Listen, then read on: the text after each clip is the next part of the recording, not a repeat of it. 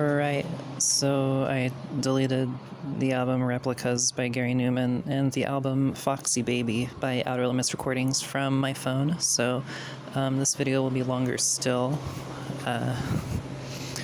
Each time the video cuts off and I have to upload the previous one and then delete it, during that wait I feel a bit of mourning for the expressive momentum that I had built up about whatever I was talking about just before the cut, because, you know, it's kind of hard to build up that momentum for myself and then I have to kind of start from scratch. But I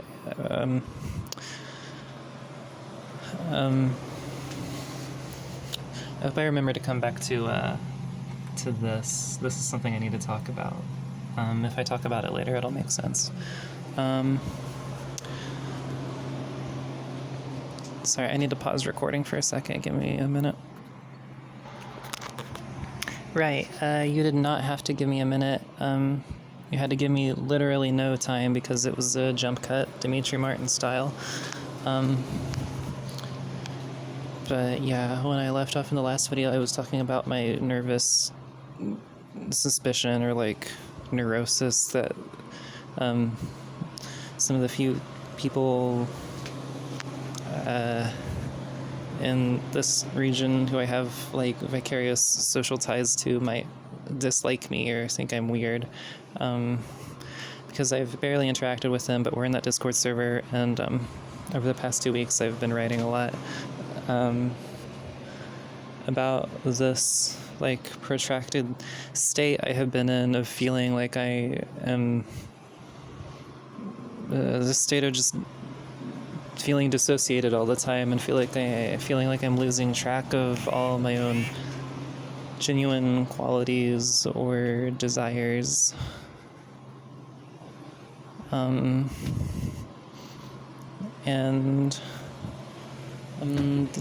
These are people I haven't interacted with very much, but they've met me in person. Like, I've accompanied the person I love at various like casual gatherings, and each time I haven't really spoken. I've just like sat there mostly and been very inexpressive, except occasionally to the person I love, but hardly to anyone else really, except in exceptional cases.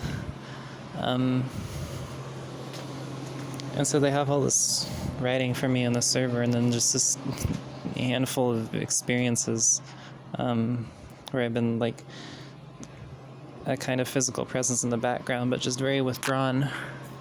And I'm not really sure what impression it creates. All that they know is that I kind of just materialized in town one day, and I'm dating a friend of theirs, and I don't really make any efforts to interact like on an individual basis with any of them. And it might be presumptuous, honestly, of me to even presume that they particularly like or dislike me, or that they read the things I write, or that they think about me with enough focus or regularity to really have any position on my existence. It's like this sense of dislike is like the pall that I've been living under, the like haze I've been living under. And I like all of the people. I tend to almost idolize them a bit, because they all seem very driven and expressive and real. And when I'm around anybody, I don't really have any characteristics. I can't even hardly bring myself to speak.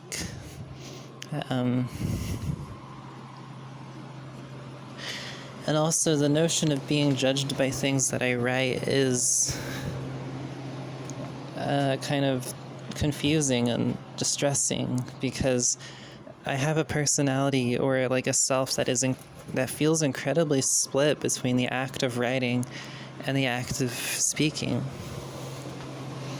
And I don't know what this me behind the camera really counts as. It might be like a third thing, because this is just permission to rant in the same way as text, but it's subject to different expressive conditions than text. I can't sit there and puzzle over it and get the wording in the order that I want, and it's more strictly linear. And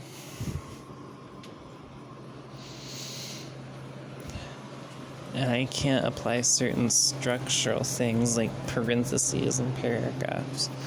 But I'm getting sidetracked about this third self thing. I feel like I have my in-person self and my written self, and I feel like these have diverged to such a degree that while there is an undeniable relationship between the two, I only grow more confused over time about what the exact relationship is. It feels more tenuous over time.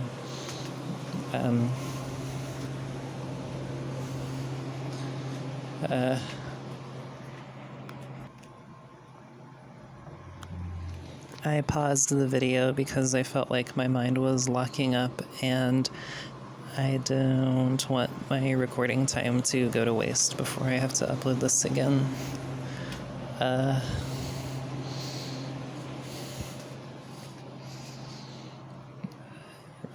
Well, I was talking about my writing and my fear of, I guess, oversharing or characterizing myself as more troubled than I even am human.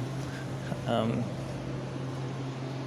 one could ask why I volunteer so much, like, personal psychological expression into that space, and I think it is the only means by which I know how to present myself to people or connect with people, that I might, if nothing else, try to demonstrate the realness and detail of my own internal experience, and thereby try to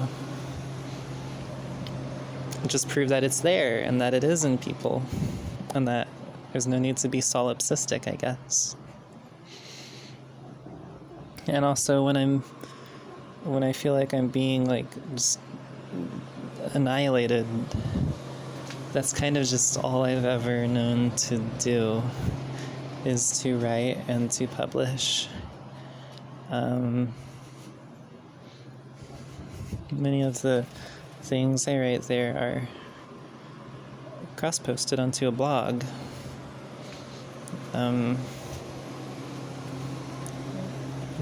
This obsessive journaling is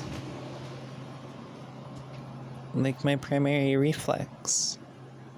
It's one of the only ways I can feel that I have learned to feel like my internal and external experience are actually happening.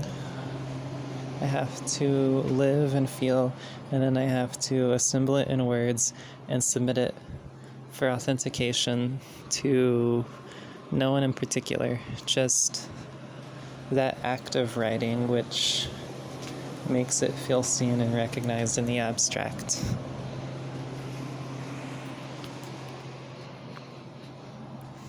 And maybe I'm living the consequence of that, because I said in a prior one of these videos that I am scared that I don't know how to be with anyone. And maybe that's the price I pay for trying to aerosolize myself into just a mist of experience that anyone could read, is that I don't know how to be with anyone in particular. And all I care about is being seen in the abstract. It's as though it's as though I have, like, a connection with God through writing.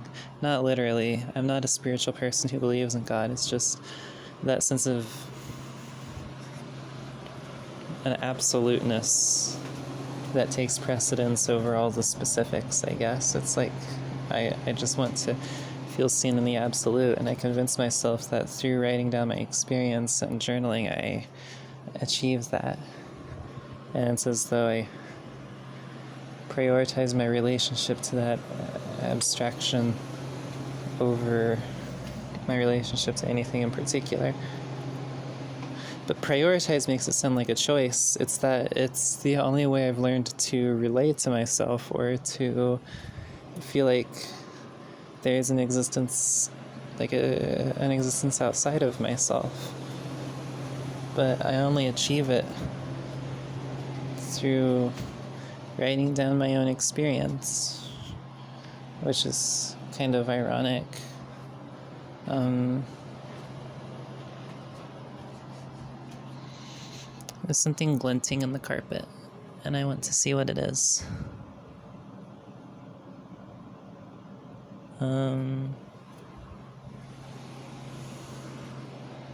Oh right, I'm holding my phone, so I don't effectively have a flashlight.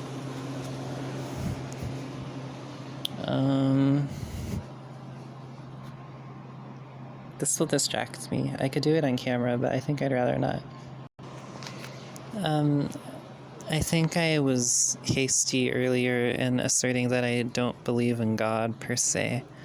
I think it's not that I strictly don't believe in God, I just think God is like an open concept. And whatever I was referring to when I was trying to describe my relationship to the act of writing was not necessarily God or my idea of God. This is me.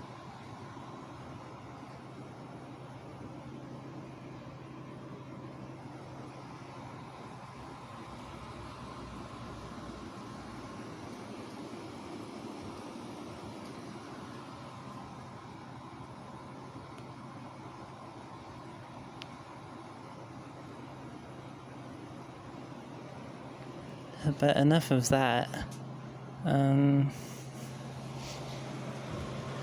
I think I'm feeling kind of drowsy and I'm losing my focus of what I really want to talk about, I think. When I started recording, I felt like I was going insane, and I decided I needed something and anything to distract myself, and I started recording, and now